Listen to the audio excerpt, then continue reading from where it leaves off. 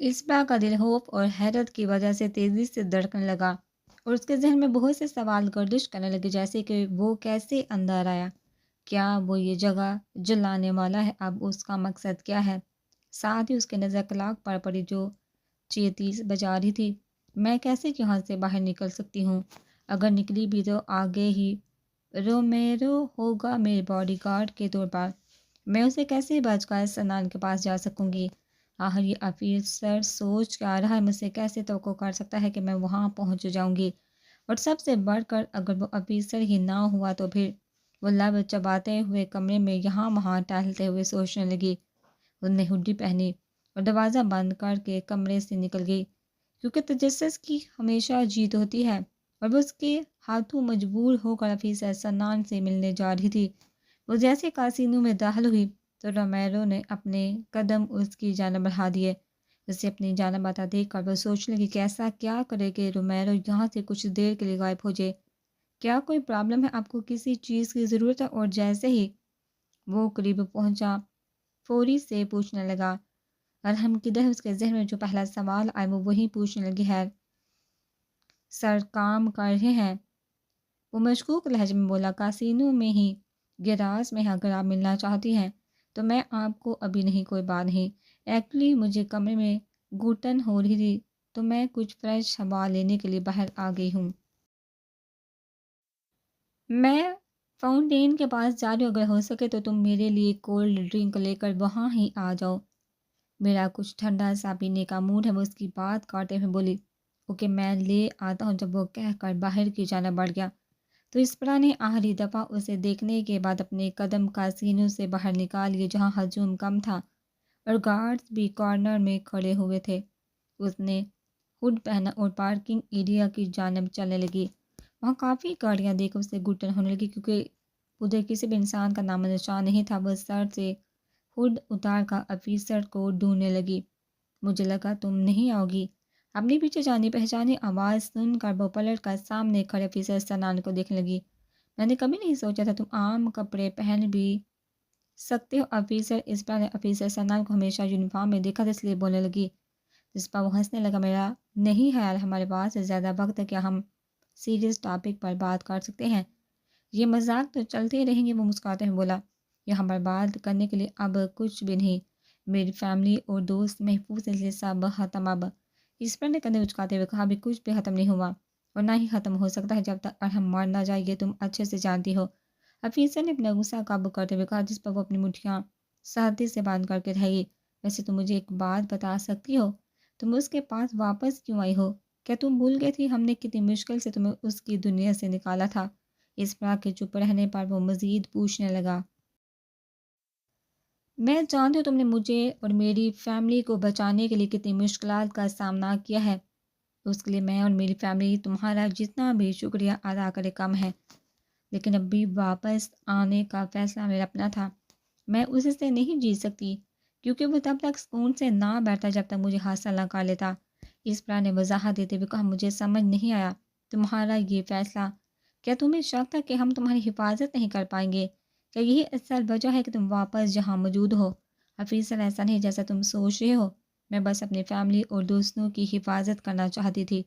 ہاں تو میں بھی حفاظت ہی کر رہا تھا نا تمہاری فیملی اور دوستوں کی۔ میں چاہتا تو اس رات ہی ارحم کو جان سے مار دیتا، کتنا اچھا موقع تھا، مگر میں نے تمہیں زیادہ اہمیت دی کہ تمہیں اس کے چنگل سے بچا سکوں، لیکن تم پھر یہاں ہی ہو، ڈیم اٹ۔ اس کی بات پہ اسبرا کی آنکھوں سے آنسو نکل کر گالوں پر گرنے لگے، مگر اس نے جلدی سے اپنے ہاتھ کی پوچھ سے سرنے صاف کی، کیونکہ وہ اس کے سامنے ٹوٹنا نہیں چاہتی تھی جو پہلے ہی ہرٹ تھا۔ افیسر، ایسا لگتا ہے تم نے یہ اس لیے کیا ہے کیونکہ تم اسے چاہنے لگی ہو، محبت ہے تمہارے دل میں اس کے لیے، کیا ایسا ہی ہے؟ اس کے الفاظ پر اسپرا کے دل نے ایک بیٹ مس کی۔ That's none of your business, اس نے دو ٹوک لہجے میں کہا۔ او میرے خدایا اسپرا، تم یہ نہیں کر سکتی، تم یہ اپنے ساتھ کیسے کر سکتی ہو؟ وہ ایک کرمنل ہے۔ کیا تم بھول گئے اس نے تمہاری فیملی کے لیے کتنے پرابلمز پیدا کی ہیں، یہاں تک کہ دانش کی ٹانگ بھی توڑ دی تھی؟ پاگل لڑکی، تمہیں کیسے محبت ہو سکتی ہے؟ وہ غصے سے ایک ایک لفظ چبا کر بولا، مگر وہ خاموش رہی۔ یہ بہت غلط ہے اسبرا، بہت زیادہ۔ تمہیں ابھی یہ زندگی ایڈونچرس اور مزے کی لاگ رہی ہوگی، لیکن یہ زندگی موت کے کنویں کی جانب لے جائے گی۔ یقین کرو تم بہت پچھتاؤ گی، بہت زیادہ، اور اس وقت ابھی سر مجھے نہیں ہے محبت اس سے، میں خود بھی نہیں پتا میں اس کے لیے کیا کیا کیا سوچتی ہوں۔ جب وہ ہوتا ہے تو پھر بس وہی ہوتا ہے اور کچھ نہیں ہوتا۔ اس کی بات مکمل ہونے سے پہلے سانس کھینچتے ہوئے نام لہجے میں بولی، تمہارے پاس ابھی بھی وقت ہے میرے ساتھ، چلو میں تمہیں کسی محفوظ جگہ پر لے جاتا ہوں جہاں وہ نہ پہنچ سکے۔ آفیسر پلیز میرے فیصلے کی عزت کرو، اس پر نے حتمی لہجے میں کہا، جس پر وہ سانس بھر کر رہ گیا۔ کیا تم میرے لیے ایک کام کر سکتی ہو؟ اس کے پوچھنے پر اس پر نے اس کی جانب دیکھا جو اس سے بہت ہارا ہوا لگا۔ یہ منحصر کرتا ہے تم مجھ سے کیا کام کہتے ہو۔ معائشہ اور اس کے پاپا ارحم کے قبضے میں ہے، کیا تم پتہ کروا کر بتا سکتے ہو کہ انہیں اس وقت ارحم نے کہاں رکھا ہوا ہے؟ آفیسر نے اس پر کی آنکھوں میں دیکھتے ہوئے پوچھا۔ ہاں ہاں ضرور، یہ تو میں کر سکتی ہوں، اس نے فوراً حامی بھر لی۔ شکریہ، اس بڑا وہ مشکور لہجے میں بولا، کوئی مسئلہ نہیں ہے، میں کر لوں گی، اور پھر یہ انفارمیشن دانش کو دے دوں گی، وہ خود ہی آپ کو انفارم کر دے گا۔ بس سنجیدگی کے ساتھ بولی تو آفیسر ثنا نے آگے بڑھ کر اسے سینے سے لگا کر سر پر ہاتھ رکھا۔ تمہاری ایج کی میری بیٹی بھی اب بہت مشکل ہے تمہیں یہاں چھوڑ کر جانا، وہ نرمی سے بولا۔ اوپس، کیسا ایموشنل ملاپ ہو رہا ہے، قسم سے میرے دل میں تو درد اٹھنے لگا ہے۔ کیا تمہارے دل میں بھی تکلیف اٹھ رہی ہے ارحم؟ زبیر کے الفاظ پر سنان اور اسپرا فوری ایک دوسرے سے علیحدہ ہو کر پیچھے بائیں جانب دیکھنے لگے جہاں زبیر اور ارحم کھڑے تھے۔ اسپرا کا دل ارحم کو دیکھ کر زور زور سے دھڑکنے لگا، جو حالی نظروں سے ان دونوں کی ہی جانب دیکھ رہا تھا اور جس کے بازو سینے پر بندھے ہوئے تھے، جبکہ اس کے بغل میں کھڑے زبیر کے چہرے پر مسکراہٹ تھی، جیسے اسے سامنے کی سچویشن بہت مزہ دے رہی ہو۔ ارحم، میں یہاں سے بھاگنے کی کوشش نہیں کر رہی تھی، میں صرف بات کر رہی تھی، آئی پرامس، میرا تمہارے خلاف جانے کا کوئی ارادہ نہیں تھا۔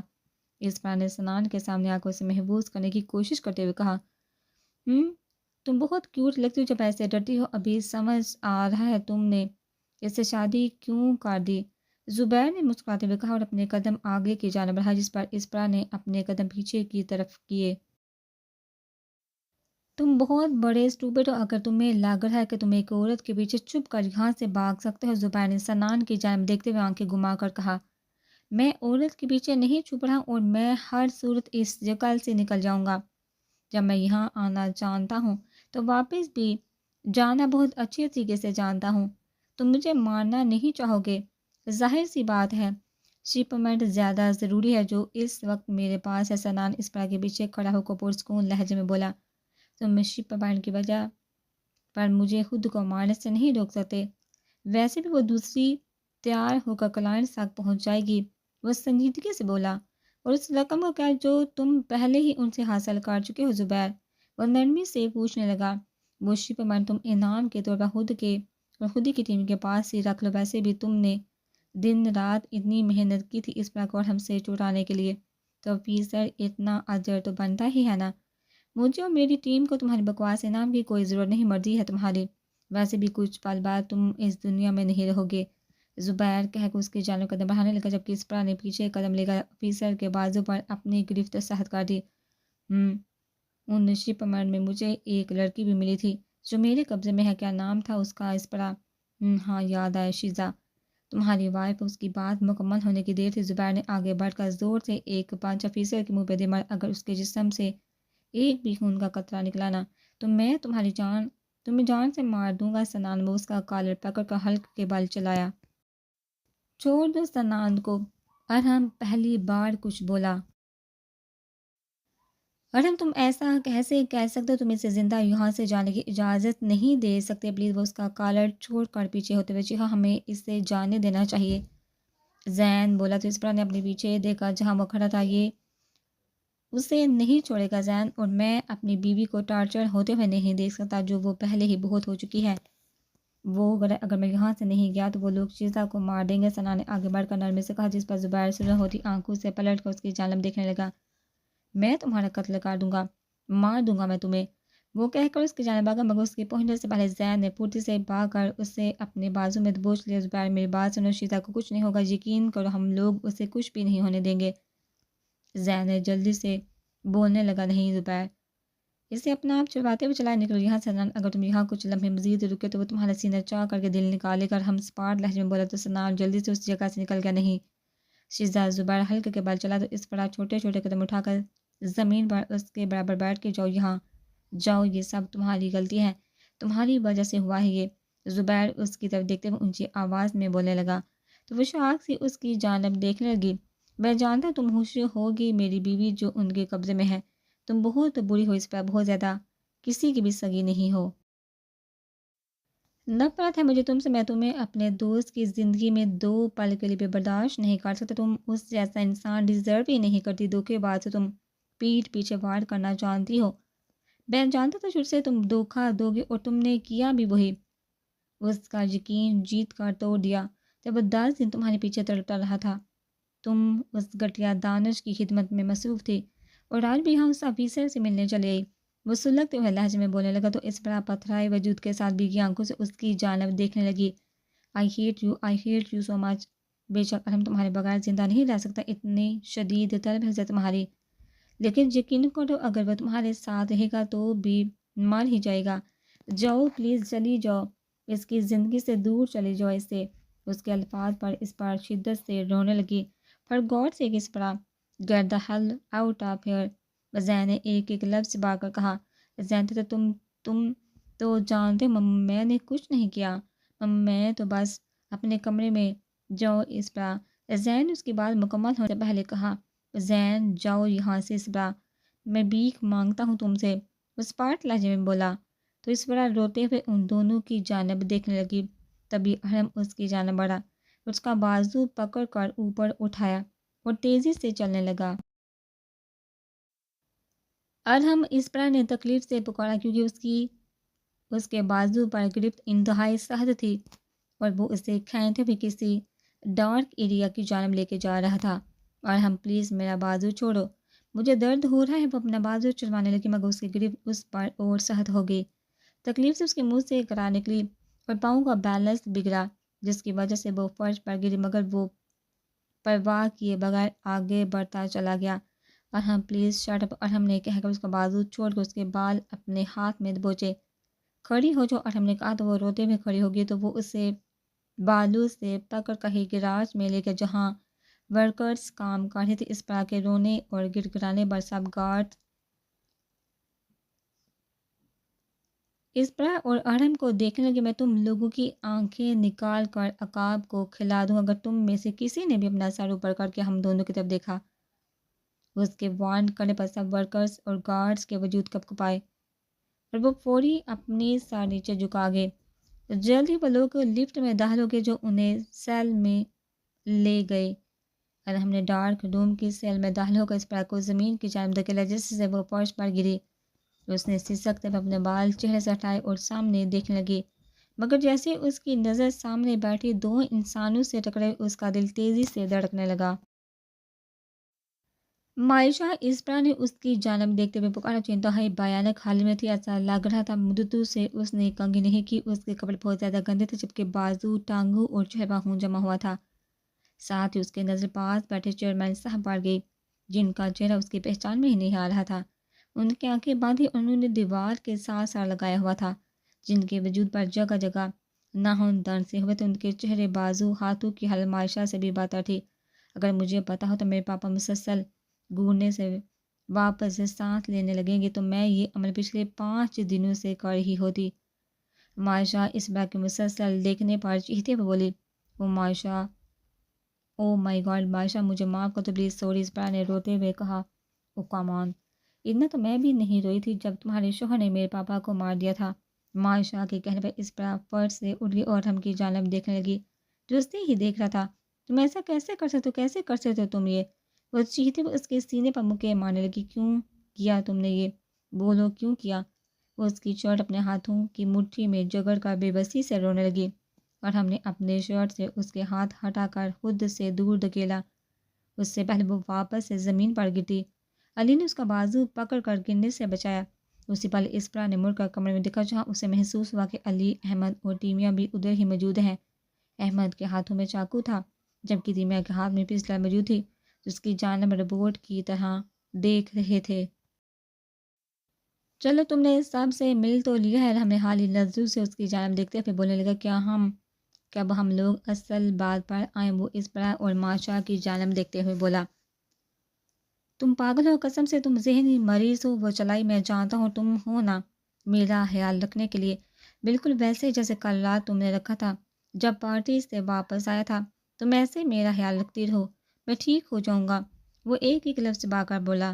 ارحم تیمیا کے پکارنے پر اس کی جانب مڑا، تمہیں یہ ثابت کرنے کی ضرورت نہیں ہے، تیمیا نے کہا تو ارحم اس سے گھورنے لگا، تم مذاق کر رہی ہو، ان لوگوں کے پاس چیزاں ہے، تم نے زبیر کو نہیں دیکھا کس قدر ٹوٹا ہوا؟ آج میرا دوست وہ نرمی سے بولے گی اس کی غلطی نہیں تھی، اس نے سنان کو نہیں بتایا کہ پورٹ میں کیسے داخل ہونا ہے، اس نے وجہ دیتے ہوئے کہا، ظاہر سی بات ہے اس نے نہیں دی اور میں اسے اس بات کے لیے سزا دے بھی نہیں رہا، یہ سزا تو کسی اور وجہ سے ہے، صحیح کہہ رہا ہوں نا ڈارلنگ؟ اور ہم نے سر ہوری آنکھوں سے اس طرح کی جانب دیکھتے ہوئے مسکرا کر پوچھا، ہم کیا تم کچھ جانتی ہو تیمیا؟ یا تم احمد یا پھر تم علی، تم لوگوں نے اسے ہمیشہ اپنی چھوٹی بہن کی طرح سمجھا، اس لیے زیادہ سے زیادہ اس سے بات کرنے کی کوشش کرتے تھے تاکہ تم لوگ اس سے اور زیادہ اچھے سے جان سکو، اس لیے تم لوگ جانتے ہو یہ سزا کیوں ہے؟ اور ہم نے تیمیا کی بات کاٹے ہوئے پوچھا، تو کسی نے بھی بولنے کے لیے منہ نہیں کھولا، کوئی نہیں جانتا ہے، تم انہیں بتاؤ گی ڈارلنگ؟ او سوری، تم کیوں اتنی مشکل اٹھاؤ گی، میں خود ہی بتا دیتا ہوں۔ ایکچولی میری پیاری سویٹ بیوی نے سنان کی آفر قبول کی کہ وہ مجھے چیٹ کر کے ماشا اور اس کے پاپا کی انفارمیشن اس تک پہنچائے گی، وہ بھی اپنے چہدے کزن سے رابطے میں رہ کر۔ ارم نے اس پر اس کے درمیان کا فاصلہ ختم کرتے ہوئے کہا، اور اب تم جان گئی ہو وہ لوگ ادھر ہیں، کال کرو انہیں ڈارلنگ، خبر دو۔ اور اپنی پیچ ڈارک بلیک آنکھوں سے اس کی آنکھوں میں دیکھتا ہوا بولا، وہ سب سے آسان کا اب اس پر تم سنان کو بتاؤ گی یہ لوگ کہاں ہیں، اور ماشا تم اس پر کا قتل کر دینا، پکڑو۔ اور ہم نے جب چھری مائشہ کی جانب اچھالی تو اس پر پھٹی آنکھوں سے اس کی جانب دیکھنے لگی، اور ہم مت کرو یار، علی نے چلاتے ہوئے کہا، جس پر ہم نے اسے ان نظروں سے دیکھا کہ وہ اپنے قدم پیچھے لے گیا۔ اس پر نے ماشا کی جانب دیکھا جو مسکراہٹ چہرہ سجائے چاقو کی جانب دیکھ رہی تھی، تو تم سچ میں پاگل ہو؟ اس پر نے سرگوشن میں کہا۔ تبھی ماشا اٹھ کر اپنے قدم اس کی جانب بڑھانے لگی، تم نے سب برباد کر دیا بڑی، سب، تم نے مجھ سے میری پہلی محبت چھین لی، میری خوشیاں چھین لی، میری زندگی کا اصل مقصد دانش کو پانا تھا، لیکن تم نے اسے مجھ سے چھین لیا، اور اب میرے پاپا بھی تمہاری وجہ سے اس حالت میں ہیں۔ وہ کہتی چاقو پکڑے ہوئے اس کی جانب قدم بڑھانے لگی، جبکہ اسپرا پیچھے کی جانب سٹیپ لینے لگی۔ ماشا کے آگے بڑھنے پر وہ پیچھے کی جانب قدم بڑھانے لگی، تم جانتی ہو تمہارے شوہر نے میرے پاپا کو میری آنکھوں کے سامنے مار دیا، پہلے اس نے دھیرے دھیرے ان کے جسم میں ہتھوڑی کی مدد سے ناخن دھنسے، پھر اگلے دن اس کے پاس ایک پیچ کش تھا جس کی مدد سے اس نے ان کا سینہ میری آنکھوں کے سامنے چوک کیا۔ میں اپنے پاپا کو بچانے کے لیے بھاگی، مگر شیزا اور تیمیا نے مجھے مضبوطی سے پکڑ رکھا، پھر اس نے ان کے سینے سے دل نکال لیا جیسے وہ کوئی دل نہ ہو۔ کپ کیک ہو گیا، وہ کہہ کر لگاتے بولی، او میرے خدا! اس پر نے کہہ کر ہم کی طرف دیکھا جس نے اسے آنکھ مار دی، اس کے دل کی دھڑکن تیزی سے بڑھنے لگی جبکہ آنکھوں سے آنسو روانی سے بہنے لگے، اور جانتی ہو اس نے پھر وہ دل میرے اوپر پھینک دیا، کیا تم دیکھنا چاہتی ہو اس دل کو؟ خود پھینک کر سکون سے کمرے سے نکل گیا۔ میں نے اس دل کو اپنے پاس سے سنبھال کر رکھا ہوا ہے، رکو میں لے کر آتی ہوں، ماشا کہہ کر اپنے پاپا کی جانب مڑ گئی جبکہ وہ وہاں کھڑی ناسمجھی سے سب کی جانب دیکھنے لگی۔ جب وہ وہاں سے پلٹی تو اس پر اس کے ہاتھ میں دل دیکھا جو مٹی سے بڑا ہوا تھا، مگر خون اس میں پھر بھی دکھائی دے رہا تھا۔ نہیں ماشا نہیں، پلیز تمہیں خدا کا واسطہ، وہ کہہ کر باہر کی جانب بھاگنے لگی، مگر ارحم نے اس کا بازو پکڑ کر وہاں ہی روک دیا۔ ہیلو مت، وہ اس کے قریب آ کر بولی، ماشا پلیز مت کرو، وہ اپنا بازو ارحم سے چھلواتے ہوئے شدت سے رونے لگی۔ چلاؤ مت بیوقوف لڑکی، تم میرے پاپا کو ڈرا رہی ہو، وہ اپنے لبوں پر دانت رکھ کر چیخ دبانے لگی۔ ارحم پلیز، وہ اس کے سینے میں منہ چھپاتے ہوئے بولی، بہت شوق ہے تمہیں اسے بچانے کا، دیکھ لو اس کی اصلیت، تم اسے بچاؤ اور یہ الٹا تمہارے ہی سینے پر وار کرے گی، تمہیں مارنے سے اس کے ہاتھ دو پل کو بھی نہیں لرزیں گے، وہ کہہ کر اس سے دور ہو گیا۔ چلو پڑی پاپا کو ہائے بولے، وہ اس کے سامنے دل کرتے ہوئے بولی تو اس کا پورا وجود ہو سے کپ کپانے لگا۔ نہیں نہیں، وہ چیختے ہوئے بولے، اس کے سر پر خون مار کر اس سے دور بھاگی۔ میں تمہیں جان سے ماروں گی ماشا کہہ کر اس کے پیچھے بھاگی اور چاقو کا نشانہ اس کے دل کر اس سے پہلے چاقو اس پر کو لگ جاتا۔ فائر کی آواز سے ماشا بے جان وجود کے ساتھ زمین پر گر گئی۔ ماشا اس پر کہہ کر اس کی جانب بڑھی، اس سے پہلے وہ اسے اپنے سینے سے لگا دی۔ اس کی آنکھوں کے سامنے اندھیرا چھایا اور وہ زمین بوس ہو گئی۔ جب اس کو ہوش آیا تو اس نے اپنے آپ کو ہاسپٹل میں پایا، جہاں نرس اس کی ڈرپ بدل رہی تھی۔ جب اس نے اسبرا کو ہوش میں آتا دیکھا تو باہر کی جانب بھاگی۔ اسی پل اس کے ذہن میں ڈارک روم میں جو کچھ بھی ہوا وہ اس کی آنکھوں کے سامنے گھومنے لگا۔ تو ماشا کا خیال آتے اس کی آنکھیں نم ہونے لگی۔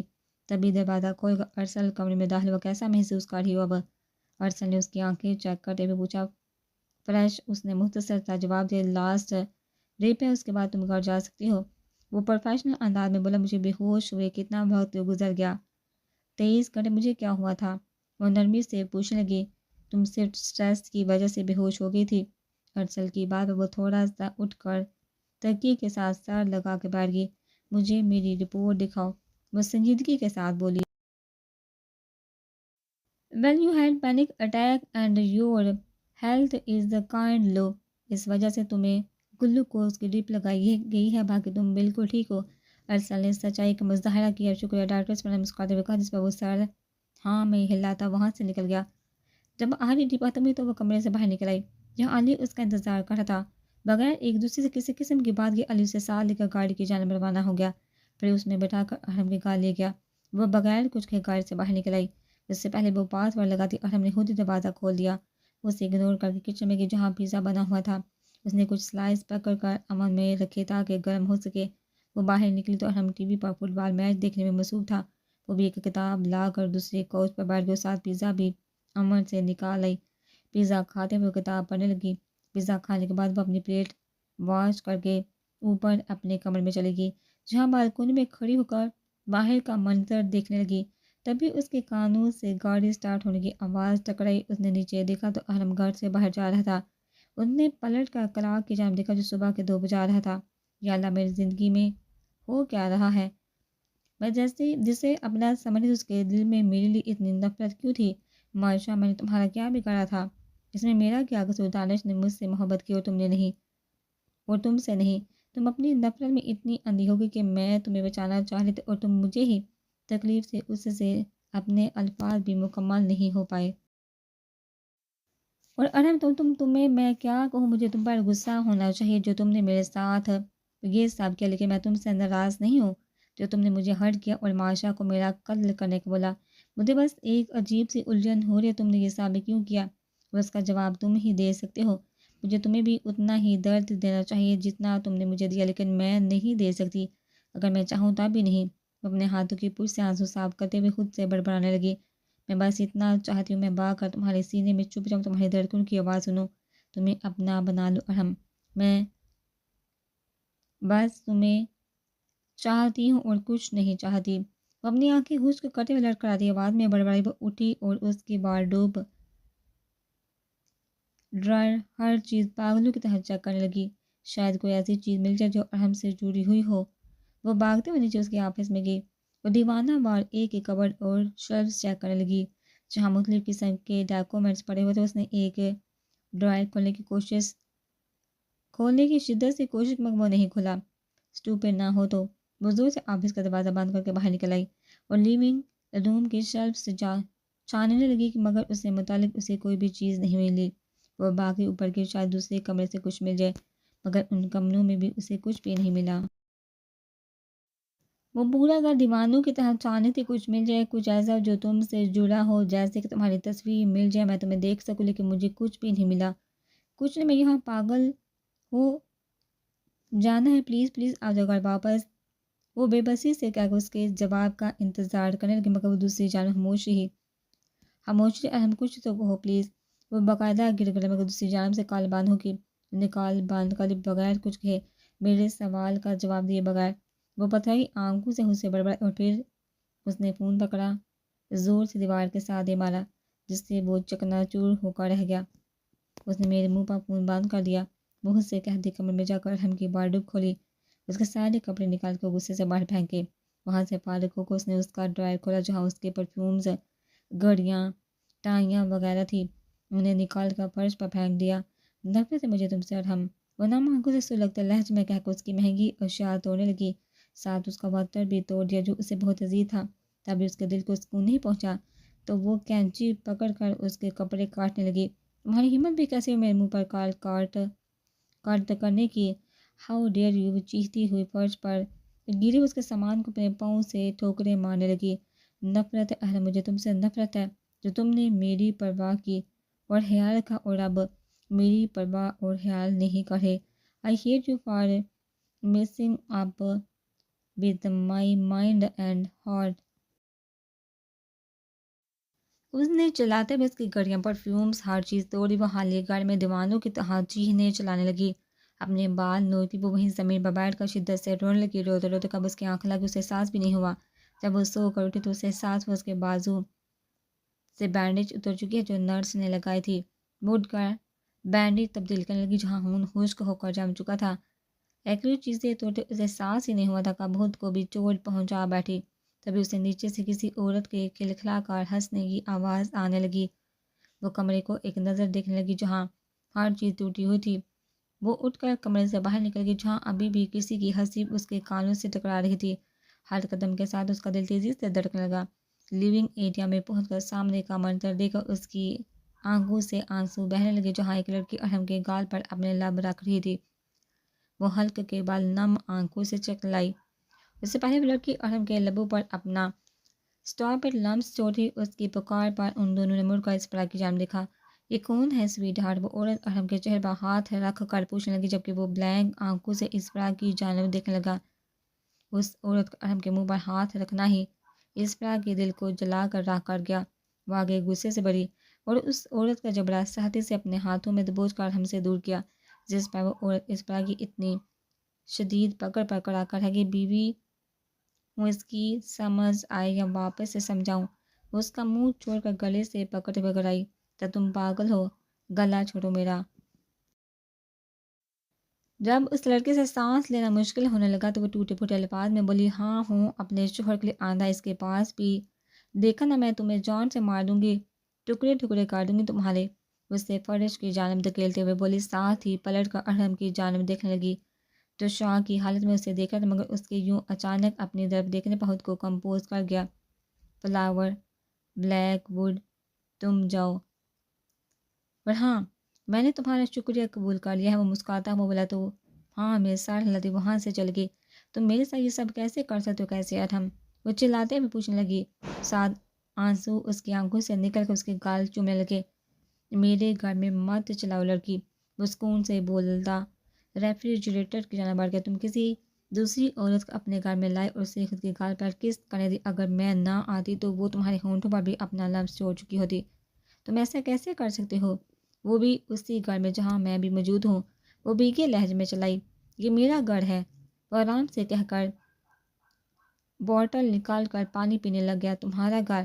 اب یہ تمہارا گھر ہو گیا تو پھر میں تمہارے اس گھر میں کیا کر رہی ہوں؟ وہ چیختے ہوئے پوچھنے لگی، پہلی بات چلاؤ مت، میرا سر بہت بری طرح درد ہو رہا ہے، دوسری بات یہ میرا گھر ہے، میری مرضی کسے لاؤں اور کسے نہیں۔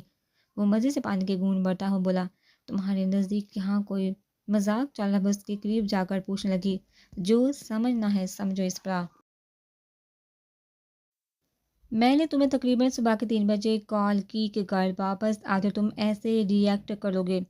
وہ روتے ہوئے پوچھنے لگی، میں نے تمہیں دل سے کال کی میرے پاس آ جاؤ، لیکن تم نے کیا کیا؟ میرے منہ پر خون بند کر دیا، اور جب صبح اٹھی تو پہلی چیز میرے کانوں سے کیا ٹکرائی، کسی دوسری عورت کی ہنسی۔ کیوں ارحم؟ بولو نا کیوں؟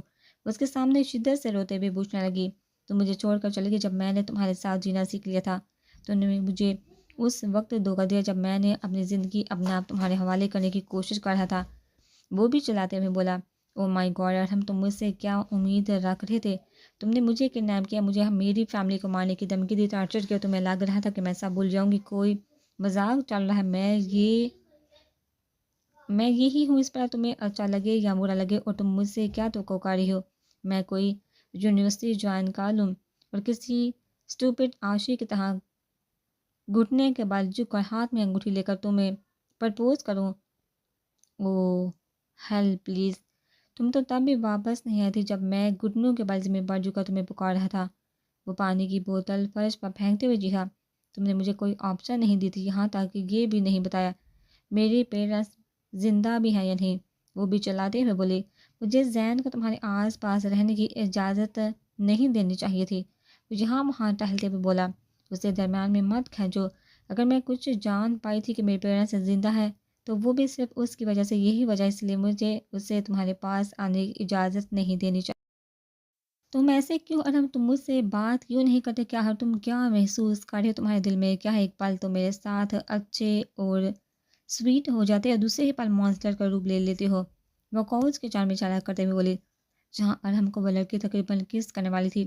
تمہیں کیا لگتا ہے جب تم مجھے چھوڑ کر چلی گئی تو میں کسی اور عورت کے قریب نہیں گیا؟ وہ اس سے پوچھنے لگا، اسٹوپڈ ارم!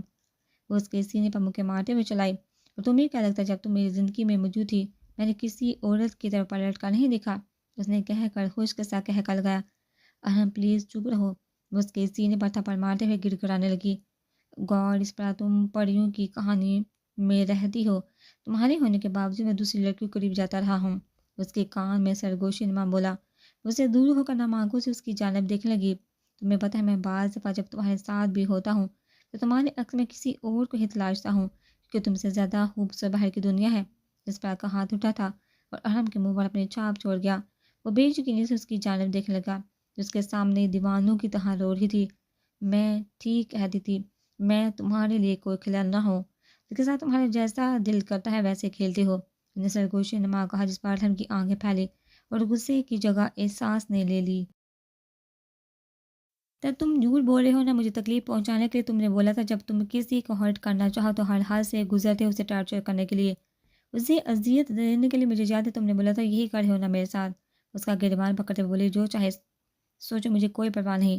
وہ اپنے گریبان سے اس کے ہاتھ چھڑواتے ہوئے بولے، ارم بہت درد ہوتا ہے، بہت زیادہ، یہ دیکھو مجھے سارتا پاؤں دیکھو، تمہارے رنگ میں رنگ چکی ہوں، مجھ میں پہلے جیسا کچھ نہیں، سب ایسا جیسے تم چاہتے تھے، دیکھو نا پلیز میری طرف، اس طرح تمہارے رنگ میں رنگ کے تمہاری ہو چکی ہے، اور یقین کرو ہم جس طرح تمہیں میرے دل و دماغ اور روح پر حکومت کرنی تھی نا، ویسے ہی مجھے تمہارا دماغ، دل اور روح پر راج کرنا ہے۔ اس کے سینے پر ہاتھ رکھتے ہوئے بولے جبکہ وہ خاموشی سے اسے دیکھنے لگا، اگر تم میرے نہ ہوئے تو آئی پرامس میں تمہارے آس پاس سب کچھ برباد کر دوں گی، تمہیں بھی کسی اور کے قابل نہیں چھوڑوں گی۔ یہاں اپنی مرضی سے نہیں آئی تھی، تم لائے تھے، اب میرے پاس تمہارے علاوہ کچھ بھی نہیں۔ تمہارے لیے میں نے یہ مافیا کی دنیا قبول کی جہاں ہر وقت خون خراب ہے، مگر میں تمہارے لیے یہ سب دیکھنے کے لیے بھی تیار ہوں، لیکن تم مجھ سے دور ہو کر اس کی آنکھوں میں دیکھتے ہوئے گھر آئی، اور ہم اتنی آسانی سے تمہیں کسی اور کا نہیں ہونے دوں گی، ورنہ تمہاری زندگی جہنم بنا دوں گی۔ وہ آگے بڑھ کر اس کی پاکٹ سے پسٹل نکال کر پاس پڑے ٹیبل پر گولیاں چلاتے ہوئے چیخی، جیسے کانچ کا ڈائننگ ٹیبل چکنا چور ہو گیا۔ یہ سب اتنی جلدی میں ہوا کہ ہم صدمے سے اس کی جانب دیکھنے لگا، پاگل ہو گئی ہو؟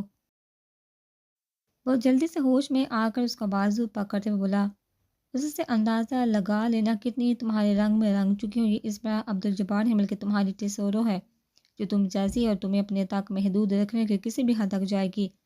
وہ فانوس پر گولی چلاتے ہوئے بولے، اس سے پہلے وہ سیدھا ان دونوں پر آ کے گرتا اور ہم نے اس طرح کا بازو پکڑ کر اسے دور کھینچا اور فانوس فرش پر گر کے ٹکڑے ٹکڑے ہو گیا۔ اس طرح کیا ہو گیا ہے، تم ہوش میں تو ہو؟